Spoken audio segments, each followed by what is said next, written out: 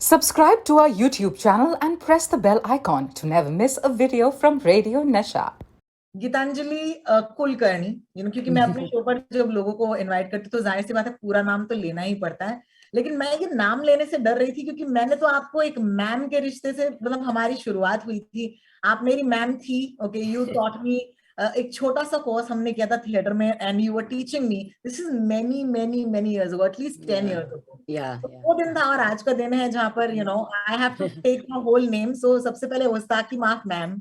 Please मत कहिए ऐसा, you call me Geetanjali, that's more appropriate I think. मुझे मैम कोई कहता है तो मुझे बर्डन आ जाता है मेरे शोल्डर्स पे। It's such a great time to talk to you, I must say this. आज मैं अपने रेडियो शो पर आपको लेकर आ रही हूँ तो मेरे लिए तो बहुत गर्व की बात है ये। But it's such a great time to talk to you because जब अच्छे एक्टर्स को अच्छा काम मिलता है तो वो एक बहुत ही अच्छा वक्त या दौर होता है जब हम उनसे बात कर सकते हैं। I was just taking another interview, I was saying कि कैसे actors are actually very more emotional people than most people. हम सब इमोशनल है लेकिन एक्टर्स ज्यादा फील करते हैं, थोड़ा सा ज्यादा। And that's why I feel that this is a great time. So first of all, let me congratulate you on the film fair. Mubarak ho you. Thank you so much, Rohini. Thank you very much. कैसा लग रहा है इस दौर में? I must start with a very very funny question. वैसे कैसा लग रहा है गीतू जी? बहुत अच्छा लग रहा है क्योंकि इतनी अच्छी कहानियां मिल रही हैं, इतने अच्छे किरदार मिल रहे हैं। आई थिंक ओटीटी की वजह से जो हमारे जैसे एक्टर्स हैं जो जिनको एक्सपीरियंस है लेकिन मतलब फिल्मों का अपना एक रेस्ट्रिक्शन होता है, जो ओटीटी के कारण वो ज्यादा खुल गया और हमारे जैसे एक्टर्स को मीटी रोल्स मिलने लगे। Though I am in my middle age, I am getting central characters. So ये बहुत अच्छा दौर है और is not just for actors like me but कहानियां भी अच्छी आ रही हैं, मेकर्स रिस्क ले रहे हैं, अलग अलग किस्म के ऑडियंस हैं तो they want to consume different kind of stories. ऐसा नहीं कि एक ही तरह की कहानियां वो देखना चाहते हैं। तो ये सब बहुत अच्छा दौर है एंड ऑफ कोर्स मैं तो एंजॉय कर रही हूँ बहुत। मैं तो एंजॉय कर रही हूँ। What else are we here for? जैसे कि कपिल देव ने कहा था 83 में, उन्होंने कहा था be here to enjoy. What else are we here for? ये जो हम दोनों के बीच में एक थोड़ी सी फेमिलियरिटी है जिसकी वजह से एक सेंस ऑफ शेयर हिस्ट्री मैं आपके साथ रखती हूँ, क्योंकि जो मैं शायद उनमें से हूँ जो आपको before you became famous, I got to know you, right? मैं फेमस हूँ ऐसा मुझे नहीं लगता लेकिन फिर भी नहीं, मतलब आई वुड से रिकग्नाइज्ड, अगर आपको फेमस नहीं कहना है तो।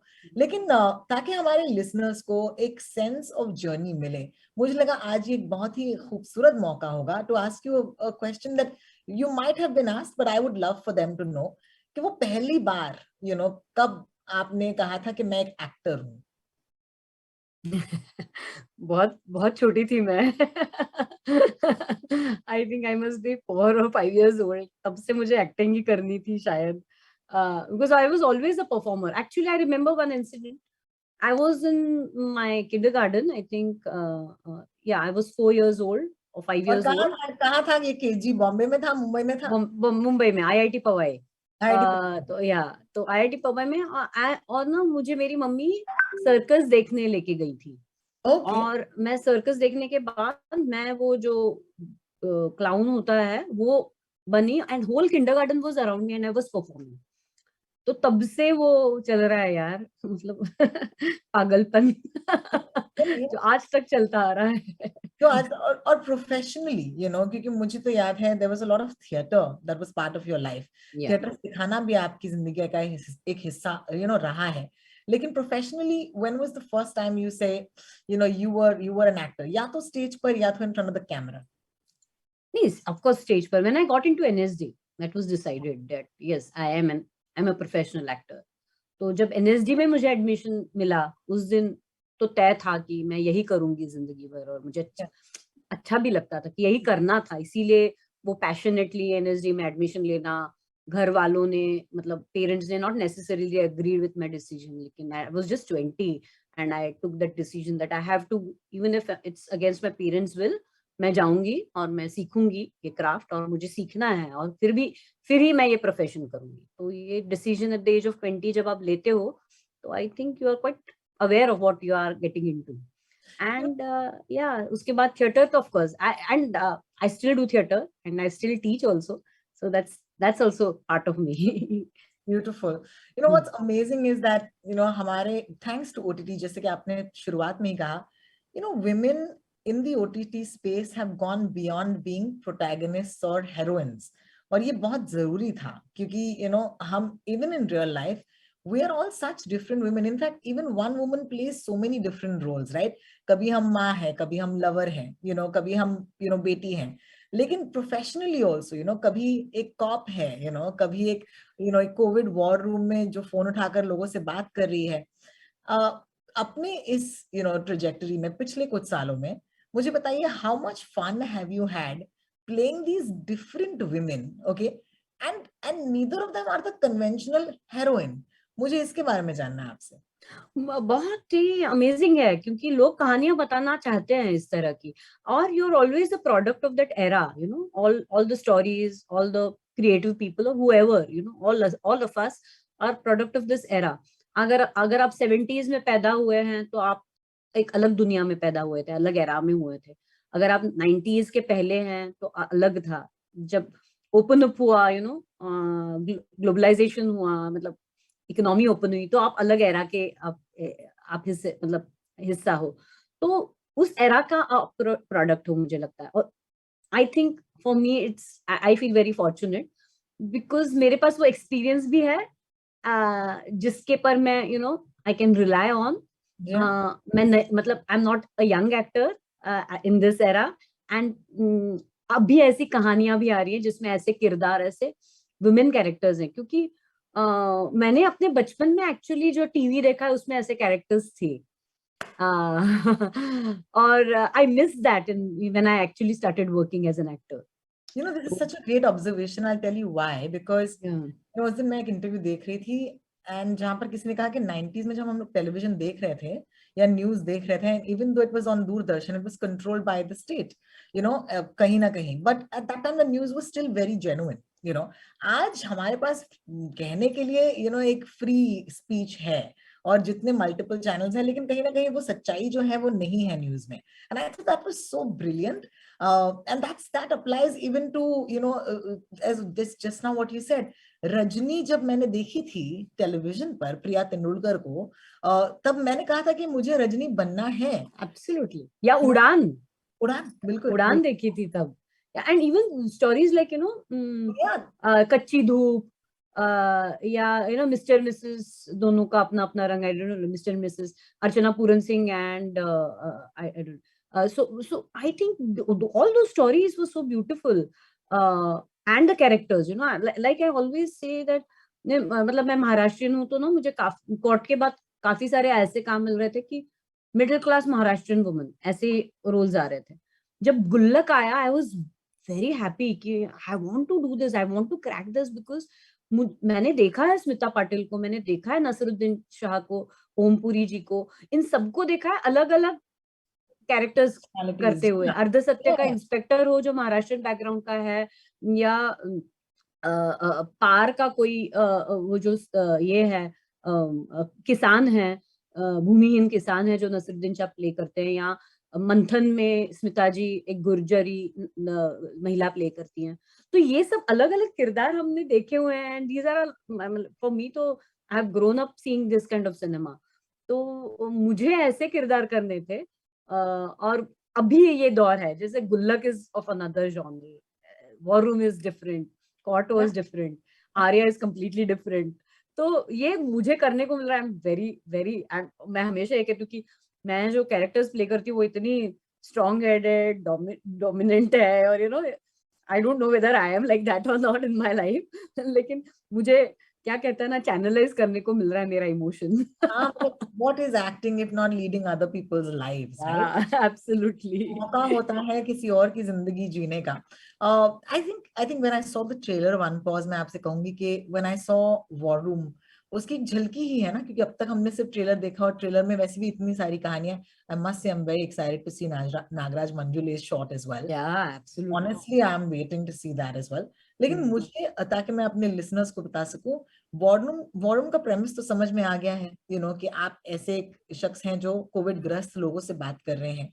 Are you playing a cop here as well? Is it a cop role or is it a medical worker role? हमें बताइए. She's a teacher in ji a government school, but she has come forward and volunteering in a war room. जी हाँ. जो काफी हमने stories देखी सुनी कि बहुत सारे बीएमसी टीचर्स या गवर्नमेंट जेडपी स्कूल वाले teachers they were contributing in COVID work, and they were acting as warriors, and in a war room, or maybe helping collecting data and everything. So she's one of the teachers who has volunteered and who is working in a war room, attending calls, giving information to patients about hospital facility, about cylinders, oxygen cylinders, about ambulance.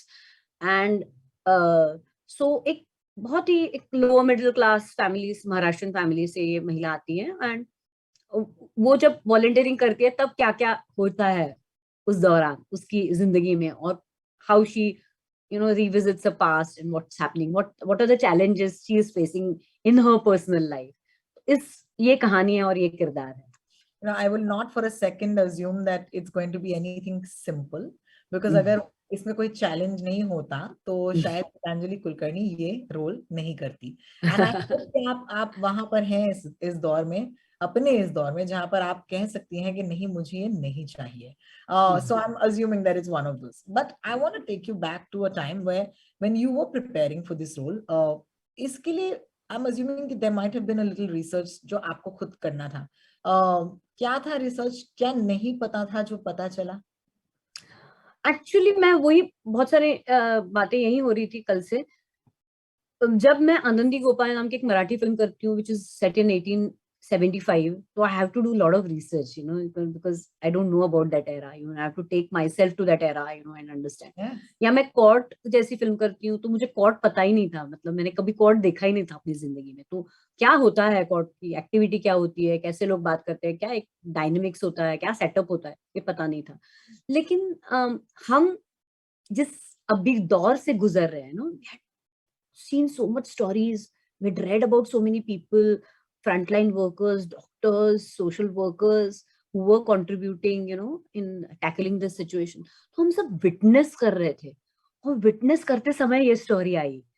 तो I think that was an opportunity for me कि मैं इस story का हिस्सा बनूं, क्योंकि मुझे ये कहानी बतानी है, because I belong to this era.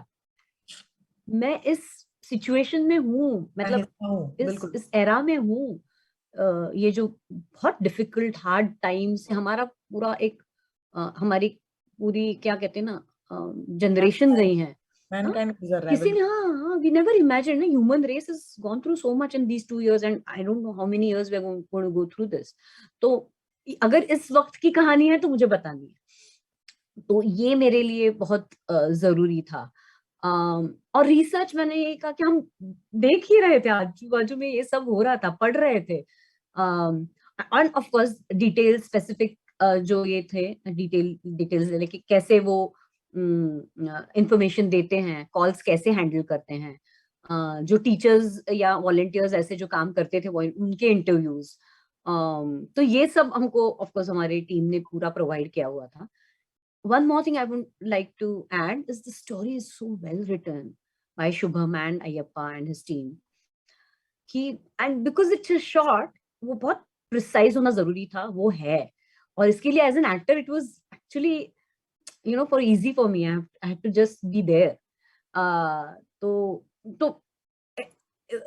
वो जो challenges थे स्क्रिप्ट में और जो कहानी में और जो किरदार की जिंदगी में, वो मैं कैसे करूं परफॉर्म, ये ज्यादा मेरे लिए मतलब वो ज्यादा काम करने की चीज थी. रिसर्च तो मतलब एक्चुअली होता ही गया, like because we are in that. I have a question to most actors, जिनसे मैं मिलती हूँ कि I think पैंडेमिक ने सबको बदला है. अगर आप बदले नहीं है इस पैंडेमिक के बाद तो पूछना जरूरी है कि भाई क्या कर रहे हो. लेकिन as an actor, do you think your craft has in any way changed or grown? क्योंकि आसपास जो है इतनी सारी चीजें चल रही थी. Are you open to being more, for example, vulnerable in your process? तो ये मुझे जानना है कि आपके क्राफ्ट पर इस पैंडेमिक का क्या असर पड़ा है? मुझे लगता है बहुत असर पड़ा है as a person.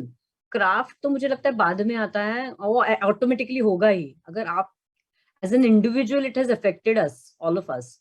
May be as a privilege person, मुझे रोजमर्रा की जिंदगी में कुछ मुश्किल नहीं आई, लेकिन बिल्कुल। जो मैं आजू बाजू में देख रही थी, जो सुन रही थी, जो पढ़ रही थी, जो माइग्रेंट वर्कर्स के बारे में हमने कहानियां देखी, जो मैं गांव में रह रही थी, तो जो मुश्किलें गांव के लोगों को आ रही थी ना, कि हमारे गांव में एटीएम ही नहीं है, तो मतलब पैसे कहाँ से निकालें। तो इस तरह की जो रोज सब्जियां ही नहीं आ रही हैं, कुछ था ही नहीं, तो कैसे जाएं बाहर। तो ये सब जब लोग चल के जा रहे थे, मेरा गांव वाड़ा तालुका में है, तो my village is like 12 kilometres away. तो आजू because there were no buses, nothing, तो जब तालुका प्लेस में जाना होता तो लोग चल के जाते थे और सामान लेके आते थे। बिल्कुल। बहुत मुश्किल, तो पूरा इकोनॉमिक्स गड़बड़ हो गया तालुका लेवल पे, गांव लेवल पे। और यू सी एंड मतलब मैंने तो बहुत नजदीक से देखा बच्चों का जो हाल हुआ है। मैंने देखा हमारे, education is so important. Education system has given so much social, respectability to people. लेकिन अब क्या हो गया, मिड डे मील्स नहीं थे, तो बिल्कुल। लड़कियों की शादी हो गई। और मैं जिस लड़की को फ्रॉक में देख रही थी, अचानक से आज उसके हाथ में बच्चा है, 13 साल की लड़की। And all this is very shocking. और कैसे हम रिपेयर करेंगे, कैसे हम ये फिर से वो सिस्टम को मेन मतलब इसमें लाएंगे, I don't know, as a community, as a society, how will do. So all these things have impacted me as a person. Actor तो हमेशा क्या यूज ही करते हैं इन सब चीजों को, तो हम करेंगे, and that is of course that is our job, to tell people these kind of stories, to bring in forefront these kind of lives, and be empathetic towards people, and be sensitive towards these stories and not be judgmental. All this has taught me so much as a person, and as artists, like हम हमेशा इस तरह होना चाहते हैं, लेकिन many a times we take everything for granted. या हमको लगता है कि आसान है, या हमारा ही दुख बहुत बड़ा दुख है कि मुझे ये फिल्म नहीं मिली, या ये नाटक नहीं मिला, या ये रोल नहीं मिला। जो हम मतलब जमीन पर आए कि नहीं, देखो आजू बाजू में, देखो क्या दुख है, आपका दुख कुछ नहीं है। तो ये सब सारी चीजें बहुत बहुत Thank you for that. But Gitanjali, I must tell you that we've always known that you were a fabulous actor.